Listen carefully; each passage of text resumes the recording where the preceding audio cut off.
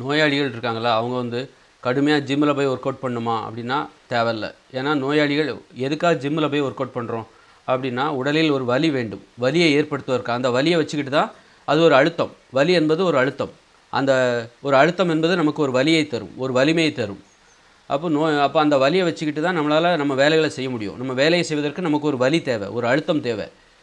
அது அப்போ உடற்பயிற்சி ஏன் செய்கிறாங்க, ஜிம்மில் போய் ஒர்க் அவுட் பண்ணுறதுக்கு காரணம், உடம்புல ஒரு சின்னதாக ஒரு பெயின், தாங்கி கொள்ள முடிகிற அளவுக்கு ஒரு பெயின், ஒரு வலி. அந்த வலியை வைத்து நம்ம வேலையை நம்ம சுறுசுறுப்பாக செய்யலாம். வலியே இல்லைன்னா நம்மளால் நம்ம வேலையில் கவனம் செலுத்த முடியாது.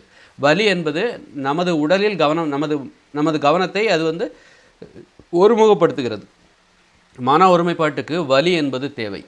அதனால தான் ஜிம்மில் போய் ஒர்க் அவுட் பண்ணி அல்லது உடற்பயிற்சி நடைப்பயிற்சியெல்லாம் செய்யும்போது கால்களில் ஒரு வலி ஏற்படுது, உடம்புல ஒரு வலி ஏற்படுது. அந்த வலி என்பது நமது கவனத்தை நம்மீது வைத்திருக்கும். இல்லை என்றால் நமது கவனம் வேற எங்கேயோ போயிடும். நம்ம உடம்புல ஒரு வலியும் இல்லைன்னா நமது கவனத்தை நம்ம வாழ்க்கை மீது, நம்ம உடம்பு மேலே, நம்ம செய்கிற செயல்கள் மீது திருப்ப முடியாது. மன ஒருமைப்பாடு என்பது வலி இல்லாமல் இருந்தால் வராது. அதனால் வலி தேவை. அதனால தான் நம்ம உடற்பயிற்சி செய்கிறோம், நடைப்பயிற்சி செய்கிறோம், உடல் உழைப்பில் ஈடுபடுகிறோம். சரி, அப்போ ஒரு நோயாளி அவர் உடற்பயிற்சி செய்யணுமா, ஜிம்மில் போய் ஒர்க் அவுட் பண்ணுமா? தேவையில்லை. ஏன்னா அவர் ஏற்கனவே நோயில் பாதிக்கப்பட்டிருக்கார். அப்படி இருக்கும்போது அவர் ஏற்கனவே வலியோடு தான் இருக்கார். எப்போ பார்த்தாலும் 24 மணி நேரமும் ஒரு வலியோடு இருக்கார். அப்படிப்பட்டவர் வந்து ஒரு ஜிம்மில் போய் ஒர்க் அவுட் பண்ணுங்கிற அவசியம் இல்லை. சும்மா மென்மையான உடற்பயிற்சி, யோகாசனம், நடைப்பயிற்சி இதைத்தான் செய்யணும். அதிகமாக வலியை தருகிற ஜிம்மில் போய் ஒர்க் அவுட் பண்ணக்கூடாது. பண்ணால் அவங்க வலி இன்னும் அதிகமாகி நோய் இன்னும் அதிகரிக்க அதிக வாய்ப்பு இருக்குது. அதனால் ஆரோக்கியமாக இருந்தாலும் சரி, நோயாளியாக இருந்தாலும் சரி, அவங்களுக்கு ஏற்ற உடற்பயிற்சி மென்மையான ஒரு நடைப்பயிற்சி, அதுபோல் ஒரு யோகாசனம், இதை பண்ணணும். இதை பண்ணாலே போதுமானது. ஒரு நோயாளிகள் எதை செய்ய வேண்டும் அப்படிங்கிறதுக்கான எத்தகைய நோயாளிகளுக்கு ஏற்ற உடற்பயிற்சி எது. இப்போ நல்லா ஜிம்மில் போய் ஒர்க் அவுட் பண்ணுறவங்க கூட பிற்காலங்களில் என்ன ஆகுது, முட்டி இதாகிடுது. அப்போ அவங்களால ஒர்க் அவுட் பண்ண முடியல. அப்போ அவங்க கூட எதை செய்ய முடியும், யோகாசனத்தை செய்ய முடியும். மென்மையான உடற்பயிற்சி எல்லாருக்குமானது. ஜிம்மில் கூட ஒர்க் அவுட் பண்ணவங்களுக்கு கூட நோய் வந்துருச்சுன்னா பிற்காலத்தில் முட்டி தேஞ்சு போச்சு, அப்படி இப்படின்னு பிரச்சனைலாம் வருது, நடக்க முடியாமல் அவஸ்தைப்படுறாங்க. அப்படிப்பட்டவங்க எல்லாத்துக்கும் ஏற்றது யோகாசனம். எல்லா வயதினருக்கும் ஏற்றது, ஆண்களுக்கு பெண்களுக்கு எல்லா வயதினருக்குமே ஏற்றது யோகாசனம். மென்மையான உழைப்பு எல்லாருக்கும். நோயாளிகள், குறிப்பாக நோயாளிகள் வந்து கடுமையான உடற்பயிற்சி தருகிற அந்த ஜிம்மில் போய் ஒர்க் அவுட் பண்ண வேண்டிய அவசியம் இல்லை என்பது தான். மென்மையான ஒரு உடற்பயிற்சி அவர்களுக்கு போதுமானது. ஏன்னா வலி என்பது நோயாளிகளுக்கு எப்போதுமே இருக்குது. நோய் மூலமான ஒரு வலி என்பது இருக்கிறது. அந்த வலியை வைத்தே தங்களுடைய வேலையை ஒருமுகத்தன்மையோடு செய்ய முடியும், ஒருமைப்பாட்டோடு செய்ய முடியும் அவர்களால். அதனால்தான் வந்து மக்கள் வந்து என்ன பண்ணுறாங்கனாக்கா, நோயை வரவழைச்சிக்கிறாங்க. நம்ம உடற்பயிற்சி செய்யவே தேவையில்லை. நோய் வந்துருச்சுன்னா உடம்புல 24 மணி நேரமும் வலி இருக்கும். அந்த வலியை வச்சுக்கிட்டு நாம் மன ஒருமைப்பாட்டோடு நம்ம வேலையை செய்ய முடியும். நோயாளிகள் வந்து தங்களுடைய வேலையை சிறப்பாக செய்வாங்க. மன ஒருமைப்பாடு ரொம்ப பார்த்திங்கன்னா, பெரிய பெரிய ஆட்கள்லாம் பார்த்திங்கன்னா, அம்பேத்கர், பெரியார் எல்லாம் நோயால் பாதிக்கப்பட்டவங்க. அவங்களுக்கு அசாத்திய மன ஒருமைப்பாடு திறமையெல்லாம் அந்த நோய் மூலமாக தான் வருது. அதற்காகவே அவர்கள் தங்களுடைய உடலில் நோயை வரவழைத்து கொண்டிருக்கலாம்.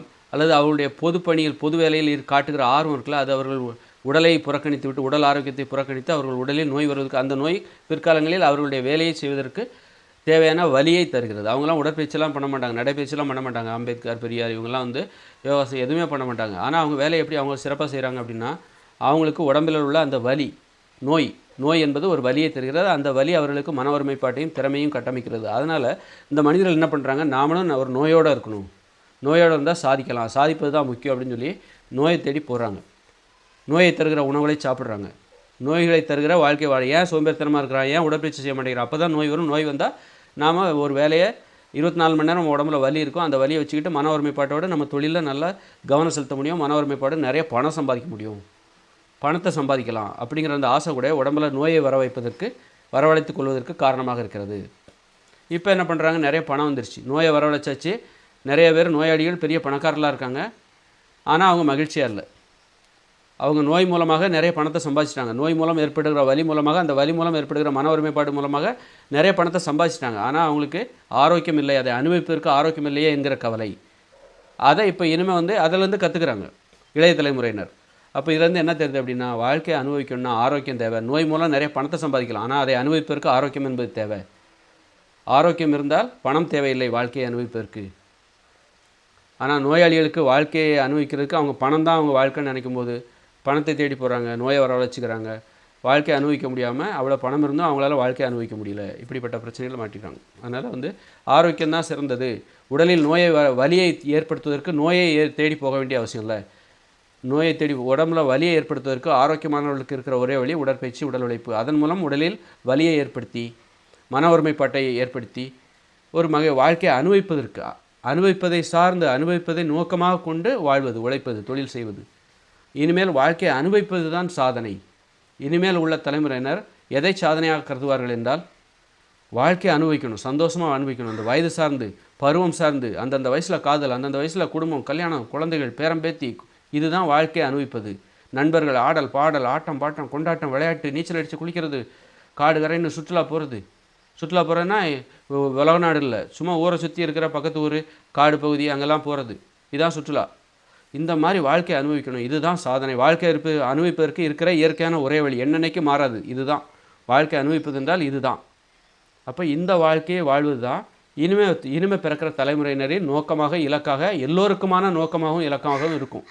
அதனாலேயே இந்த உலகம், இயந்திர அறிவியல் உலகம் கவனிக்க ஆள் இல்லாமல் ஃபெயிலியர் ஆகிடும், செயலிழந்து போய்விடும்.